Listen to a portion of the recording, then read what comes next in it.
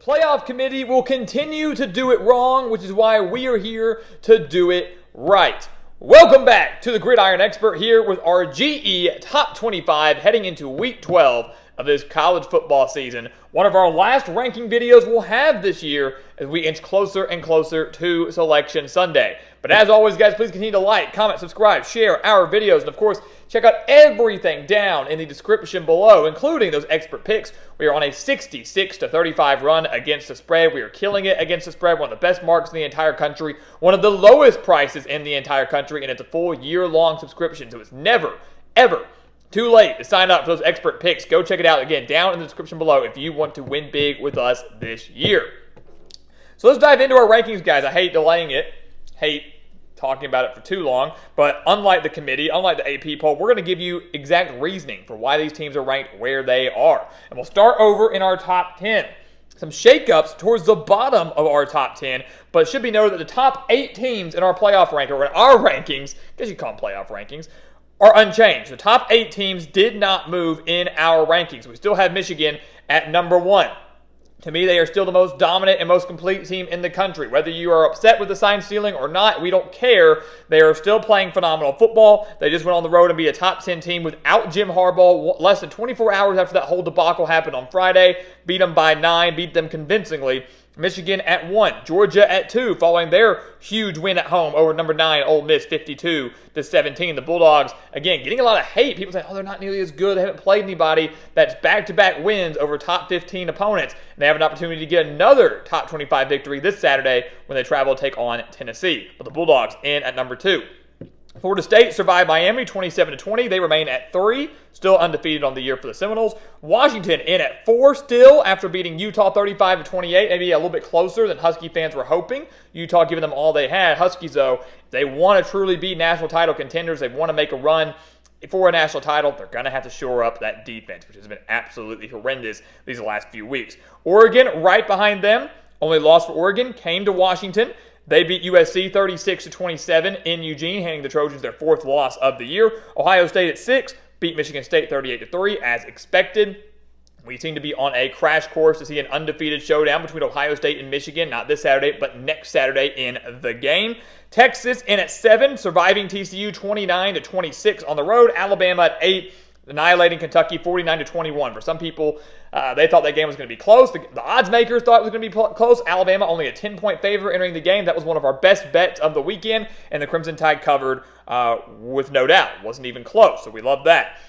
In at number 9 is Louisville, up 2 spots after beating Virginia 31-24. Again, why are they up 2 spots? It's because of the teams that lost ahead of them. And that's the thing. You see a lot of shifting in our rankings here. Maybe not because the team that moved up a lot beat someone good or looked really good, but because there was a lot of movement ahead of them and not in a good way. So they benefited from those teams losing. Louisville now into the top 10.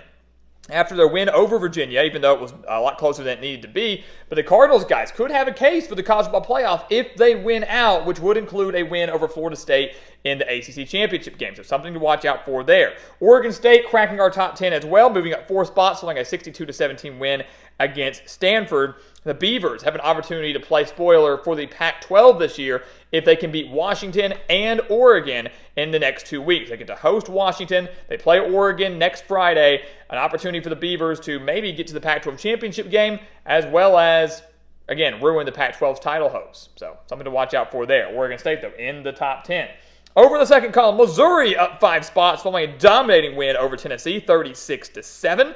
The Tigers playing phenomenal ball, bounced back in a big way following that heartbreaking loss to Georgia. There was no hangover. They torched the Tennessee team that, for us, was drastically overrated. The committee had the Volunteers ranked 13th. We had the Volunteers ranked at 20th. And as you can see now, Tennessee no longer in our top 25. They are not a top 25 team. They are not there. The best win came against, what, Texas A&M? That was their best win? A&M or Kentucky? Yeah, not good enough. Tennessee's out, wildly overrated by the committee in the AP poll. Missouri, though, up to number 11.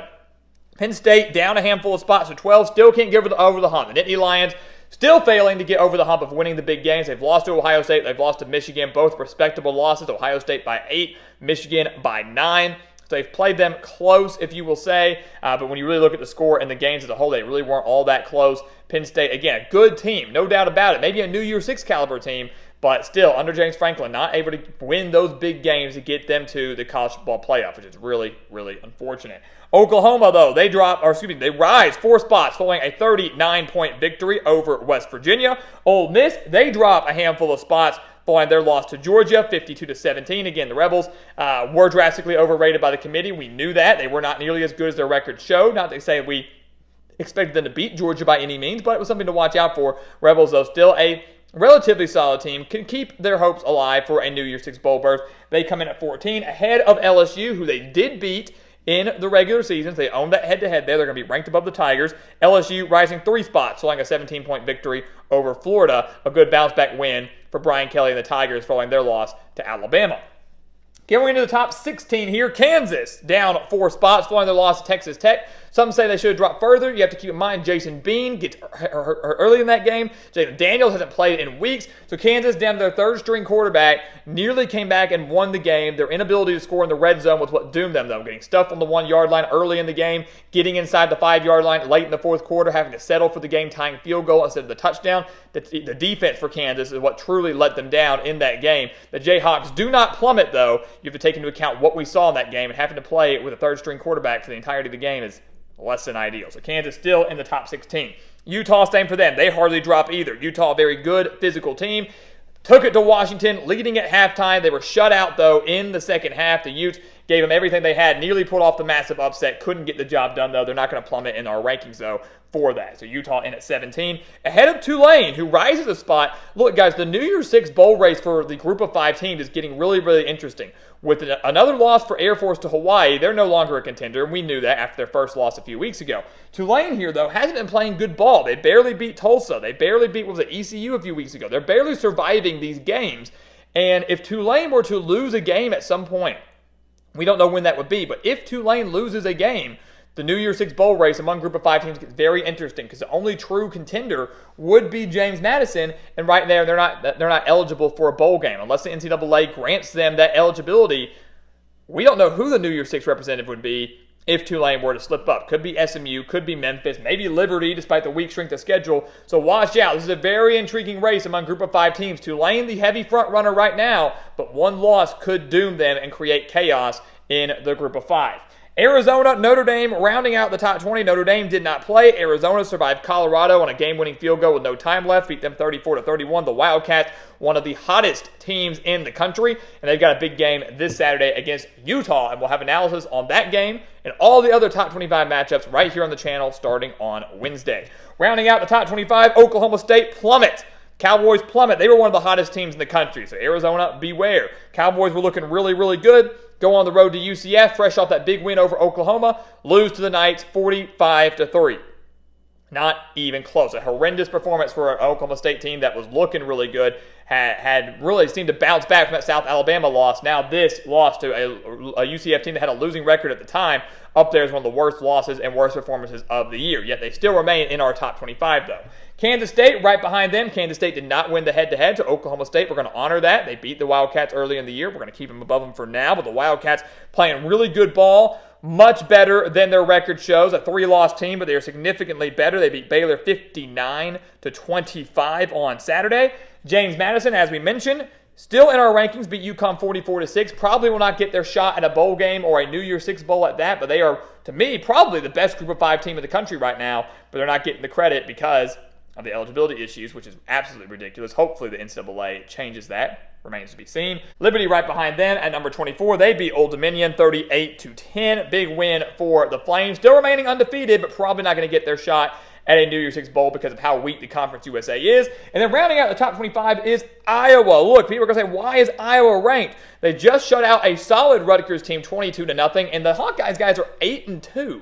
Let's keep that in mind. They're 8-2 and probably should be 9-1 had it not been for a ridiculous fair catch call on the punt return against Minnesota, which means their only loss outside of that would have been a shutout to Penn State in Happy Valley. Still a bad performance, but this Iowa team, guys, despite how boring their play is, despite how ugly the play is, they're still 8-2. They're probably going to win the Big Ten West. They have a shot at a double-digit win season, so while they're not going to skyrocket in our rankings, they do deserve to be ranked in our top 25 ahead of a team like North Carolina, Tennessee, guys like that are right on the outside looking in. We give that 25th spot to Iowa. So give me credit to the Hawkeyes who, again, the record really, really good, even if the play on the field is not. So there you go, guys. There's our GE Top 25 heading into Week 12. We'll have a Week 13. We'll have a Week 14. 2 more GE rankings left this year, and then it's Selection Sunday. And then, unfortunately, our rankings won't matter anymore. We're going to have to go off what the committee says. Even though the committee is terrible, we hope they get things together and get things right by the time Selection Sunday rolls around. A lot of football left to be played, a lot of chaos left to ensue, and of course, we'll be here to get you covered and to talk about it with you every step of the way. So once again, guys, as always, thank you so much for watching us here at the Gridiron Expert on YouTube. Make sure to continue to like, comment, subscribe, share our videos. Of course, check out everything down in the description below, including those expert picks over on our website, thegridironexpert.com. Some of the best spread picks in the entire country on a 66-35 run against a spread that's 31 games above 500. Not going to find anybody else that has that good of a mark. Go check it out. Sign up with us today. And once again, guys, as always, thank you so much for watching. And we'll see you next time right here on the Gridiron Expert. Yeah.